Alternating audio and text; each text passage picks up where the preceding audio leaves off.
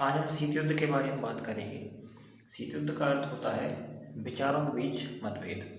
मतलब जब दो बड़ी शक्तियों के बीच में विचारों का मतभेद होता है तब शीत युद्ध जैसी स्थिति उत्पन्न होती है। शीत युद्ध का प्रारंभ 1945 में हुआ। जब द्वितीय विश्व युद्ध समाप्त हुआ उस टाइम पर जो विजेता गुट थे उनमें सबसे बड़ी शक्ति अमेरिका थी और दूसरी सबसे बड़ी शक्ति रूस थी। तो रूस में जो सोवियत संघ का निर्माण हुआ उसमें 15 और भी देश थे। मतलब रूस को मिलाकर 15 देश थे। अमेरिका अकेला देश था लेकिन उसके साथ भी बहुत सारे देश थे। तो इन दोनों के बीच में वैचारिक मतभेद था। सोवियत संघ का विचार था, सोवियत संघ की जो विचारधारा थी वो समाजवादी थी, ठीक है, और साम्यवाद की उसमें अधिकता थी और अमेरिका में पूंजीवाद की अधिकता थी। साम्यवाद का अर्थ ये होता है कि सब समाज रहें, सब समान रहें, समाज में, देश में, इस दुनिया में सब समान रहें। जो एक कोई बड़ा देश है वो भी उसी स्तर पर रहे जितना छोटे स्तर का देश है। तो सबको समान स्तर पर लाना साम्यवाद का प्रतीक माना जाता है। और अमेरिका जो है वो पूंजीवाद का प्रतीक है। मतलब पूंजीपतियों को बढ़ावा देना। 1945 में जब द्वितीय विश्व युद्ध समाप्त हुआ तब दो बड़े गुट बनकर उभरे।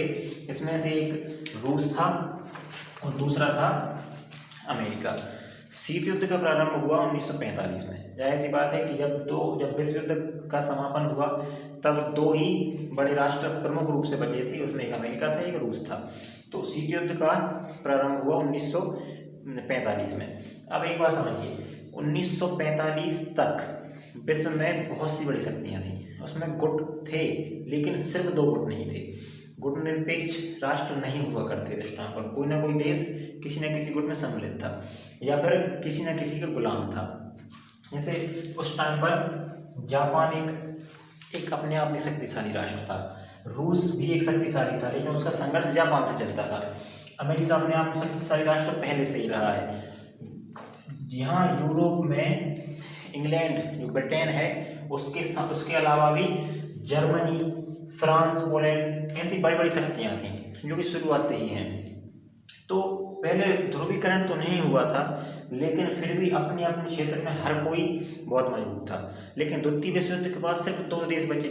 जब दो देश बचे जो बहुत ज़्यादा मजबूत थे, इसमें एक रूस था जिसने बहुत सारे देशों को मिलाकर एक संघ बनाया जिसका नाम था सोवियत संघ। तो सोवियत संघ में 15 देश थे। हमेशा याद रखिएगा कि 15 देश सोवियत संघ में सम्मिलित थे, इसलिए वो बहुत ज़्यादा मजबूत हो गया था।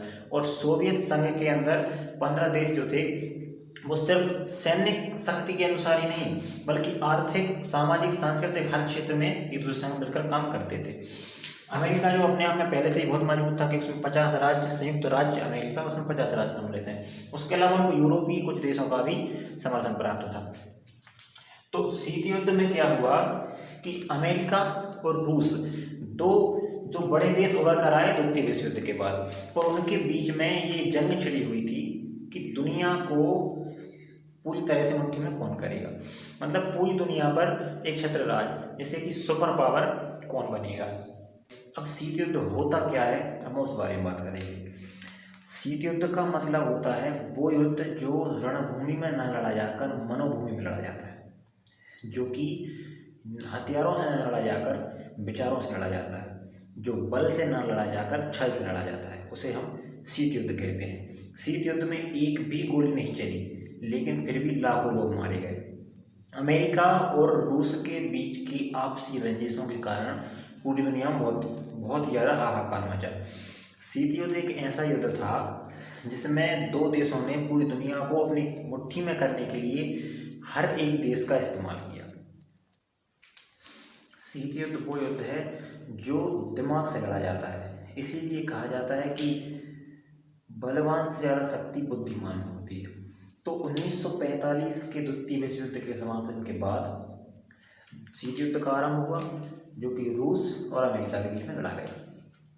अब 1991 में जाकर शीत युद्ध का समापन हुआ जो कि रूस के विघटन के बाद, मतलब सोवियत संघ के विघटन के साथ हुआ।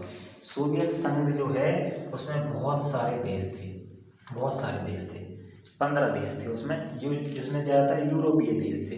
लेकिन आर्थिक तंगी की वजह से शीत युद्ध को समाप्त कर दिया गया और इसी के कारण आर्थिक तंगी के कारण सोवियत संघ का विघटन कर दिया गया और इसी के कारण शीत युद्ध समाप्त हो गया और अमेरिका जो है वो एकमात्र शक्ति के रूप में उभरा।